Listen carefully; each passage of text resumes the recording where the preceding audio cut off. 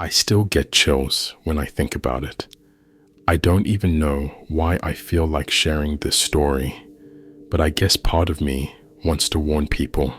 You know, I was always the type of person who loved to travel. I've been to a few countries, nothing too crazy, but I had this itch to visit somewhere different, somewhere off the beaten path. It started when I was scrolling through travel blogs and saw this one place that people didn't really talk about much, a smaller country in Eastern Europe. The pictures were amazing. Beautiful old buildings, mountains, rivers, and small villages that looked like they were out of a fairy tale. The food looked incredible too, and everything was super cheap. It felt like the perfect place for a quiet, relaxing getaway. I decided to book a solo trip for 2 weeks. It was a spontaneous decision, but I was excited. My friends told me to be careful. I brushed it off as them being overly cautious. I mean, I knew the country had some issues, but every country does, right? When I arrived, everything seemed fine. I landed at this small airport, and the first thing I noticed was how quiet everything was. It wasn't crowded like some other places I've been. It felt like I had the whole country to myself. The people at the airport were nice enough, though a lot of them didn't speak English very well, which made communication a bit awkward. I picked up my luggage, got a cab, and headed to my Airbnb in this quiet town outside the capital. The Airbnb was nice. It was in a small, secluded area surrounded by trees. The hosts were a sweet elderly couple who didn't speak much English, but they smiled a lot, and that put me at ease. The place itself was small but cozy, and I loved it. I felt like I had found a hidden gem. The first couple of days were great. I explored the town, took photos, and ate at these tiny family-owned restaurants. The food was incredible, and everything was dirt cheap. I didn't see many other tourists around, which made me feel like I had discovered something special. But things started to feel a bit off on the third day. I noticed people staring at me more than usual. At first, I thought it was just because I was a foreigner. You know how it is when you're in a new place and people can tell you're not from around there. But this was different. It wasn't just curious looks. It felt like people were watching me. I shrugged it off, thinking I was being paranoid, and went about my day. But that night, something happened that really freaked me out. I was sitting in a small cafe, enjoying a cup of coffee, when this guy sat down at the table next to me. He was probably in his late 30s or early 40s, with a rugged look. At first, I didn't think anything of it, but then I noticed he kept glancing over at me, not in a casual way, but like he was studying me. I ignored it and finished my coffee. When I got up to leave, he did the same.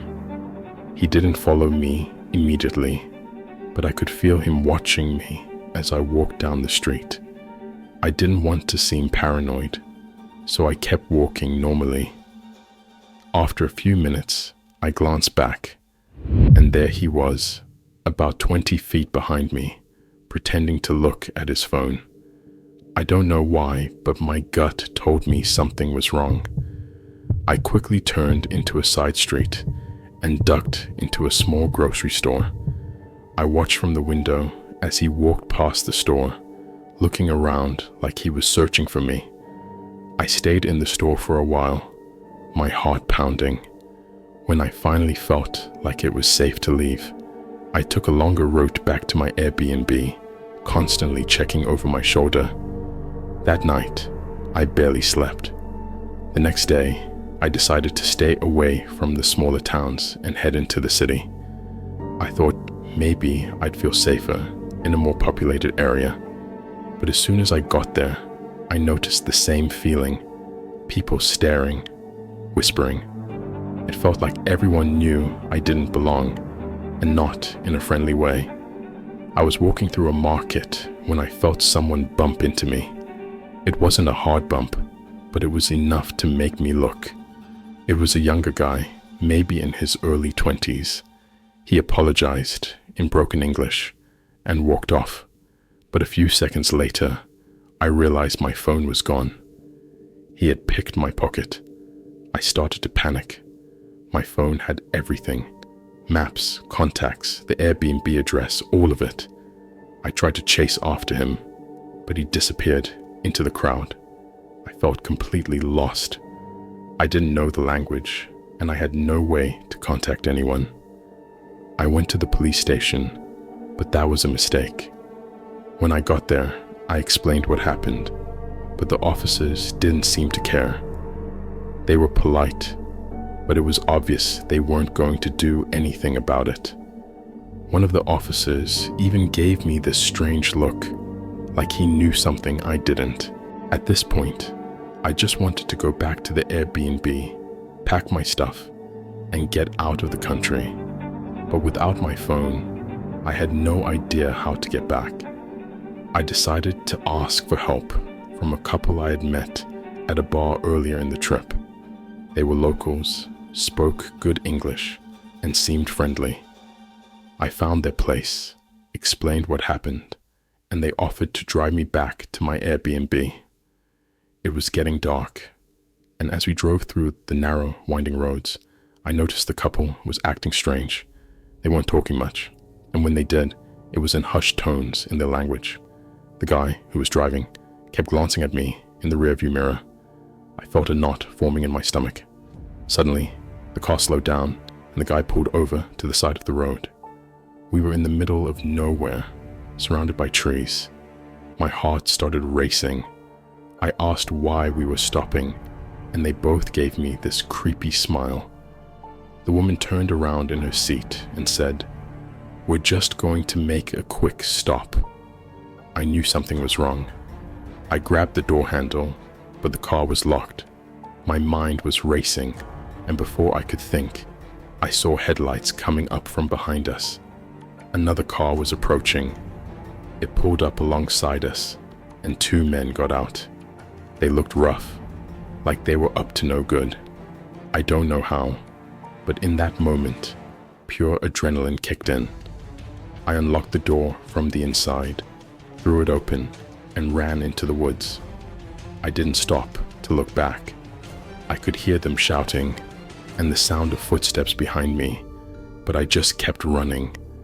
I don't know how long I ran, but eventually I made it to a small village. I was out of breath. My clothes were torn from the branches, and I was covered in dirt. I found a small cafe that was still open and begged the owner to help me. He didn't speak much English, but he could tell I was in trouble. The next day, I managed to get to the embassy with the help of the cafe owner. They helped me get a temporary phone and contacted my family. I was on the first flight out of there. It's been a few months since then, but I still can't shake the feeling that something terrible was about to happen that night. Maybe they were planning to rob me, or maybe something worse. All I know is I'll never take my safety for granted when traveling again. So if you're planning a trip, just be careful. Sometimes paradise isn't as perfect as it seems.